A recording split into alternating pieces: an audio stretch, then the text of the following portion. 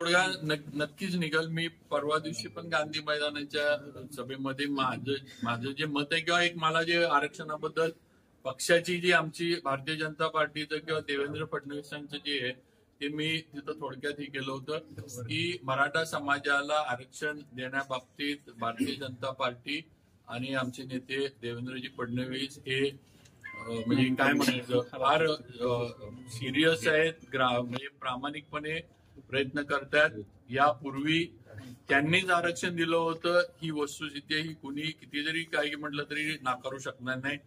त्यांनी ते आरक्षण हायकोर्टामध्ये टिकवलं हे सुद्धा तेवढंच खरं आहे. आणि उद्धव ठाकरेंचं सरकार आलं ज्या वेळेला या कमिटीचे अध्यक्ष अशोक चव्हाण झाले त्याच्यानंतर हे सुप्रीम कोर्टामध्ये आरक्षण उडालं. आता हे आरक्षण का तिथं उडालं सुप्रीम कोर्टामध्ये, मग म्हणावं तसं लक्ष दिलं गेलं नाही का किंवा तेवढे सिरियसनेस तिथं घेतला गेला नाही का, हा विषय माहिती घेण्याचा आहे किंवा संशोधनाचा आहे.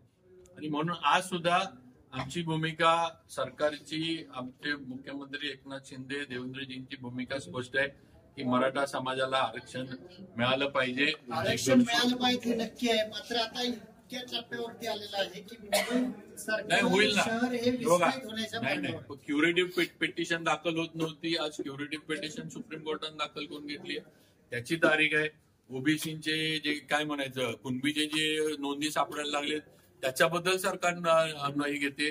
आणि याच्यामध्ये ओबीसी समाजाला कुठेही, मला एक खात्री आहे की कुठल्याही ओबीसी समाजाला धक्का न लावता आरक्षणाला देवेंद्र फडणवीस नक्की मराठा समाजाला आरक्षण देतात.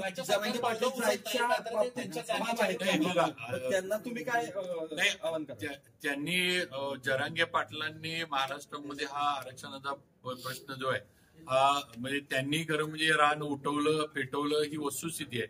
आता आंदोलनाचं किंवा त्यांची जी भूमिका आहे ती भूमिका आरक्षण मिळण्यासाठी जे काही करणं गरजेचं आहे ही त्यांची भूमिका आहे.